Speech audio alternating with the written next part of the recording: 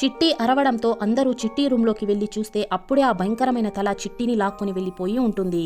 దాంతో అందరూ ఆమెను వెతుకుతూ ఉంటారు. ఎంత వెతికినా కూడా వీళ్ళకి చిట్టి ఎక్కడా దొరకదు. అప్పుడే వీళ్ళకి నేలపై మట్టిలో పెద్ద కాలి గుర్తు కనిపిస్తుంది.